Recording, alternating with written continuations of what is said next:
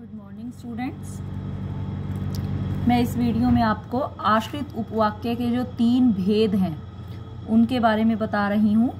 देखिए, जो आश्रित उपवाक्य का पहला भेद है वो है संज्ञा उपवाक्य। तो संज्ञा उपवाक्य में क्या है कि जो आश्रित उपवाक्य है प्रधान उपवाक्य के कर्ता, कर्म या पूरक के रूप में या संज्ञा पद या संज्ञा पदबंध के रूप में आता है, वह संज्ञा उपवाक्य होता है। जैसे मेरे जीवन का लक्ष्य है कि मैं पढ़ लिखकर एक शिक्षक बनूं। देखिए, मैं आपको सिर्फ वर्ड्स के द्वारा इनकी पहचान बता रही हूँ कि जो वाक्य आपस में की से जुड़े हैं। मैंने आपको बताया था कि जो आश्रित उपवाक्य हैं उसके कुछ वर्ड बताए थे, जैसे की, क्योंकि या ज वाले सारे, यदि, अगर, तो, मतलब जो मिश्रित वाक्य की पहचान के लिए बताए थे। तो जितने भी की वाले सेंटेंस हैं, ये नहीं कि कहीं पर भी कोई और मतलब की लिखा आ गया और आपने उसको संज्ञा उपवाक्य का नाम दे दिया।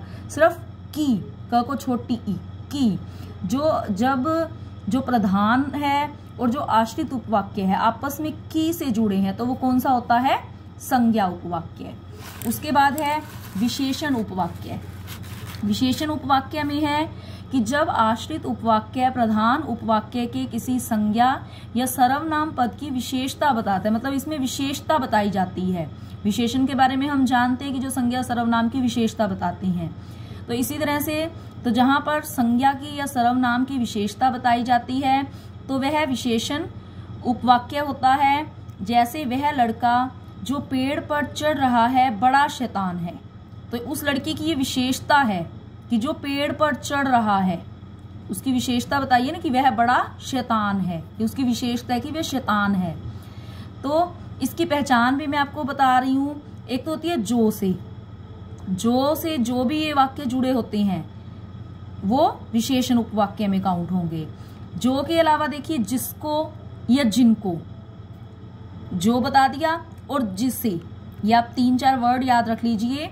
एक तो जो है, जिसे और जिसको या जिनको, तो ये 4 वर्ड हैं। जो जहां पर भी जो प्रधान और आश्रित है वो आपस में इनसे जुड़े हुए हैं, वो होता है विशेषण उपवाक्य। आपको मैंने संज्ञा उपवाक्य का बताया, की से जुड़े हुए, और विशेषण उपवाक्य जिसको, जिनको या जो, जिसे। उसके बाद है क्रिया विशेषण उपवाक्य। सबसे पहले आपको इनके नेम याद होने चाहिए। फर्स्ट संज्ञा उपवाक्य, सेकंड विशेषण उपवाक्य, थर्ड क्रिया विशेषण उपवाक्य। कि जब आश्रित उपवाक्य प्रधान उपवाक्य की क्रिया की विशेषता बताता है, आपने पहले भी क्रिया विशेषण पढ़ा हुआ है कि जो शब्द क्रिया की विशेषता बताते हैं, तो वही चीज है इसमें भी कि जब संज्ञा सर्वनाम की विशेषता बताई जाए तो विशेषण उपवाक्य है, और जब क्रिया की विशेषता बताई जाए तो जैसे जितना करोगे उतना ही पाओगे, तो ये करोगे क्रिया है, क्रिया की विशेषता बताइए भी जितना करोगे। या इसको याद करने का यही तरीका है कि आप वर्ड की पहचान करें। अब देखिए इसमें आ जाते हैं जो की संज्ञा में आ गया, जो, जिसे, जिसको, जिनको, ये विशेषण में आ गए। अब जो रह गई, क्योंकि होता है इसमें एक तो मिश्रित में, जब, यदि, जितना, जैसे, जहां, जिधर, ये सारे जितने भी वर्ड होते हैं ये आते हैं क्रिया विशेषण उपवाक्य में। आप संज्ञा के और विशेषण के याद कर लीजिए, बाकी जितने भी हैं वो क्रिया विशेषण में आएंगे। संज्ञा उपवाक्य की पहचान की, जिसमें की आ गया, ओनली की। विशेषण में जो, जिसको, जिनको या जिसे, बाकी जितने भी हैं वो सारे किस में आ जाएंगे? क्रिया विशेषण में। तो ये आश्रित उपवाक्य के भेद हैं। अब मैं आपको फिर से एक बार पूरे चैप्टर की एक बार रिवीजन करवा रही हूँ, आप प्लीज ध्यान से देखिए। हमने किया रचना के आधार पर वाक्य के भेद। सबसे पहले मैंने आपको बताया उद्देश्य और विधेय के बारे में। फर्स्ट मैंने आपको बताया था उद्देश्य, और सेकंड मैंने आपको बताया था विधेय, जो पहले भी आपने बहुत बार पढ़ा है कि जिसके बारे में बात की जाती है वो होता है उद्देश्य, और उद्देश्य के बारे में जो कुछ कहा जाता है वो होता है विधेय। उसके बाद मैंने इसके भेद बताए आपको। रचना के आधार पर वाक्य के मैंने आपको 3 भेद बताए। फर्स्ट बताया सरल वाक्य, सेकंड बताया संयुक्त वाक्य, और थर्ड बताया मिश्र या मिश्रित वाक्य है। क्योंकि सबसे पहले आपको भेदों के नाम याद होने चाहिए कि किसके कौन से भेद हैं, तभी आप आगे कर सकते हैं। अब देखिए, आपको मैंने सरल वाक्य की पहचान बताई, एक सिंपल सेंटेंस जो किसी योजक शब्द से नहीं जुड़ा, जिसमें एक ही क्रिया है, मतलब एक ही कार्य का वर्णन है, वो होता है सरल। संयुक्त के आपको मैंने योजक शब्द बता दिए, और, तथा, किंतु, परंतु, इसलिए, जो मतलब दो वाक्यों को आपस में जोड़ रहे हैं, संयुक्त कर रहे हैं, जोड़ रहे हैं, संयुक्त वाक्य के हो गए। मिश्र वाक्य की पहचान के लिए भी मैंने आपको वर्ड्स ही बताए हैं। अगर आप वर्ड्स को याद करने के तरीके से करेंगे तो इजीली हो जाएगा। मिश्र वाक्य के मैंने आपको बताया है क वाले, मतलब की, क्योंकि, और ज वाले जो भी होते हैं, तो ये मिश्र वाक्य की है।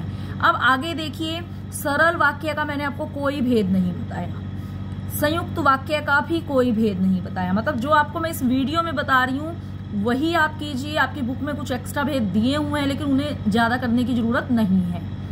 अब सरल का भी कोई भेद नहीं है, संयुक्त का भी कोई भेद नहीं है। अब जो मेन हमारा पूरा चैप्टर चलेगा वो चलेगा मिश्र वाक्य के ऊपर। जो मिश्र वाक्य है, इसके आगे जो है ना, दो भेद हो जाते हैं, प्रधान और आश्रित। प्रधान जो मेन है, आश्रित जो उसके ऊपर डिपेंड है। अब इसकी पहचान भी मैंने आपको वर्ड के तरीके से बताई है कि जो मिश्र वाक्य है वो इन योजक शब्दों से जुड़ा मिलेगा, और जहां पर भी ये योजक शब्द लगा है उससे आगे वाला एक उपवाक्य लेना है। एक एग्जाम्पल मैं आपको दे देती हूं ऐसे ही, जैसे मोहन ने कहा कि वह कल दिल्ली जाएगा। अब मोहन ने कहा कि वह कल दिल्ली जाएगा, किससे जुड़े हुए हैं? ये की से आगे वाला सेंटेंस लीजिए कि वह कल दिल्ली जाएगा, तो योजक शब्द ढूंढ लिया, उससे आगे वाला सेंटेंस होता है आश्रित, और जो दूसरा है वो कौन सा होता है? प्रधान। ये जरूरी नहीं है कि स्टार्टिंग में कौन सा आ जाए या बाद में कौन सा हो। आपको मैं बार बार वर्ड से पहचान बता रही हूँ जो बहुत इजी है, कि जो मिश्र वाक्य है उसके आगे से आगे भेद चलेंगे। जिस भी योजक शब्द से वो जुड़े हैं उससे आगे वाला एक उपवाक्य आश्रित होता है, उससे आगे वाला जो एक उपवाक्य आश्रित, और जो एक रह गया वो प्रधान। अब आगे देखिए, फिर मैंने आपको बताया आश्रित के भेद। फिर से आप ध्यान कीजिए, सरल, संयुक्त, मिश्र, ये आपको पता चल गए। मिश्र को ही आगे लिया गया है, मिश्र के आगे दो भेद हो गए, प्रधान और आश्रित। उसके बाद प्रधान का कोई भेद नहीं करोगे। आश्रित के फिर आगे तीन भेद बता दिए जो मैंने आपको अभी इसी वीडियो में बताई हैं। संज्ञा उपवाक्य, ऐसे ही विशेषण उपवाक्य, ऐसे ही क्रिया विशेषण उपवाक्य।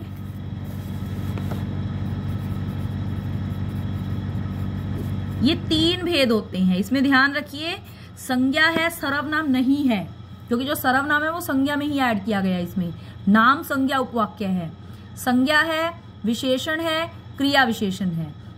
मतलब आपने संज्ञा के बारे में भी पढ़ा है, विशेषण भी आपको पता है जो संज्ञा सर्वनाम की विशेषता बताते हैं, क्रिया विशेषण भी है कि जो क्रिया की विशेषता बताते हैं। आपको वर्ड्स के द्वारा इसकी पहचान बताई है मैंने।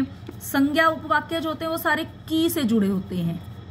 विशेषण उपवाक्य जिसे, जो, या जिनको, जिसको, ये 3-4 वर्ड्स है, बाकी सारे क्रिया विशेषण के हैं। तो इसमें से जैसे क्वेश्चन पुट किए जाते हैं वो इस तरह से होते हैं। देखिए, इसमें जो 4 मार्क्स के जो 4 सेंटेंस आते हैं वो या तो ये पूछ सकते हैं कि रचना के आधार पर वाक्य का भेद बताइए, तो आप किस में से बताओगे? सरल, संयुक्त या मिश्र में से। या फिर ये पूछ सकते हैं कि प्रधान उपवाक्य छांटिए, मतलब आपको 2 उपवाक्य दे दिए, उसमें योजक शब्द लगा दिया, प्रधान कौन सा है?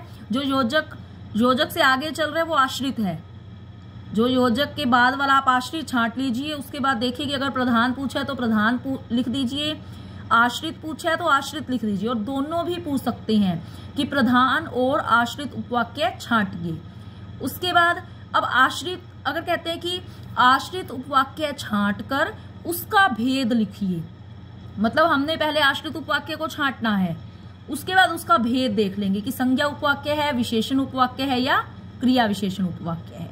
मतलब इसमें ये 3-4 पॉइंट्स हैं। उद्देश्य, विधेय भी 1% है कि कई बार पूछ लेते हैं कि वो उसके अंग हैं, लेकिन जो मेन आपके पॉइंट्स हैं वो या तो रचना के आधार पर वाक्य का भेद लिखिए, या फिर प्रधान या आश्रित उपवाक्य छांटिए, या फिर आश्रित उपवाक्य का भेद लिखिए। देखिए वाक्य का भेद सरल संयुक्त मिश्र है, लेकिन आश्रित उपवाक्य के 3 भेद ये अलग से हैं, संज्ञा उपवाक्य, विशेषण उपवाक्य या क्रिया विशेषण उपवाक्य। तो इस तरह से ये जो रचना के आधार पर वाक्य के भेद हैं, आप इसकी जो एक्सरसाइज दी हुई है उसकी आपने प्रैक्टिस पहले भी की है, मतलब इसको जितना आप इसकी प्रैक्टिस करोगे आपको उतना ही ये चैप्टर क्लियर होता जाएगा।